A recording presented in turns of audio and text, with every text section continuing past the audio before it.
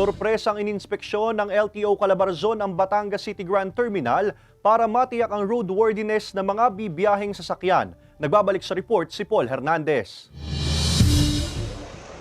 Hindi mga pasahero ang sumalubong sa mga bus driver at konduktor sa Batangas City Grand Terminal, kundi mga tauhan ng Land Transportation Office o LTO Calabarzon. Isa-isang ininspeksyon ng mga pampasaherong bus sa terminal, mula gulong, busina at signal lights, binusisi. Hindi rin nakalagpas maging mga papeles ng sasakyan. Visual inspection, and then yung para po ma-ensure po natin yung safety ng ating mga pasahero. Unang-una po, hinihingi po natin yung driver license, yung kanila pong rehistro. Taon-taong isinasagawa ang aktibidad para sa roadworthiness ng ibibiyahing sasakyan. Kasama sa inspeksyon ng LTO ang Office of Civil Defense o OCD Calabarzon at Provincial Disaster Risk Reduction Management Office o PDRRMO Batangas. Especially we're approaching Holy Week po.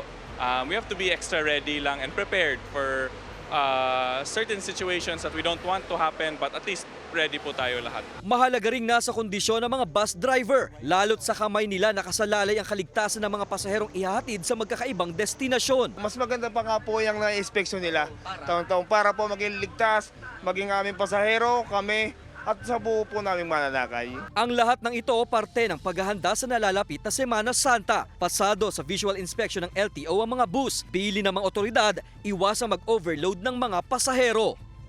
Kasama si Kel Ravaca, Paul Hernandez, Balitang Southern Tagalog.